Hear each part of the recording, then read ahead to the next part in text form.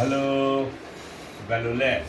નિકાઉલા બધા સારા છે સબ ઠીકઠાક એ આજે છે ને ફ્રાઈડે છે ને ફ્રાઈડેના છે ને શું કર્યું ખબર એ લોકોએ લંચ બ્રંચ બ્રેકફાસ્ટ બધું ઓલ ટુગેધર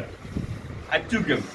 એટલે છે ને નાસ્તો કરવામાં મને મોડું થઈ ગયું એ શોપ ઉતરેલો નથી તો હવે પછી શું કરું બહુ મોડું થઈ ગયું ટાઈમ તો જો કેટલો બધો થઈ ગયો હવે હમણાં થોડીક વારમાં તો નમાઝ પઢવા જવાનું રાઈટ હવે તો હું કરું તો પછી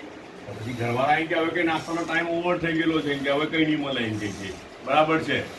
લંચનો ટાઈમના હિસાબે બિફોર ટાઈમ અચ્છા બિફોર ટાઈમ આપી દે હે એ લોકો તો બિફોર ટાઈમમાં મતલબ લંચ આપી દીધું ઓવર ટાઈમનો નાસ્તો નહીં આપ્યો એ લોકોએ એવું માની શકાય હવે શું કરે ખબર ને તેમાં બી બધું ખબર બધું વાહી ના પણ આયરું નાસ્તાનું છે હા સોરી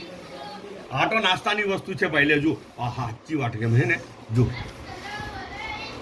વાલેકુમ અસલામ આ યુસુફ બી આવી ગયો સ્કૂલથી આ તાજી વસ્તુ બનાવેલી છે શું છે મગની દાળના ભજીયા હા તો લાગી દેલા છે બહુ સારા છે ટેસ્ટ ને ટેક્સચર બધું સારું છે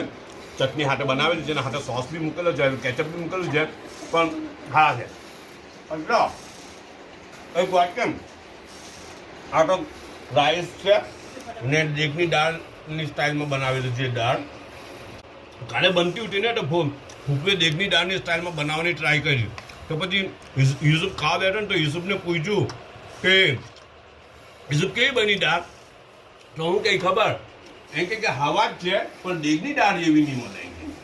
સારી તો છે પણ દેગની દાળ જેવી નથી એમ બાકી ઓવરઓલ ટેસ્ટ બહુ મસ્ત છે કે એના હાથે બોઇલ રાઈટ હા ભૂંજી ખીચડી હે ને ના એનું ખટ્ટું છે હાથે બનાવેલું ને હું કે કઈ જાતની કઢી યાર ભૂંજી ખીચડી ને ખટ્ટું હું ખટ્ટું ને ખટ્ટું મજા આવી જાય હે ને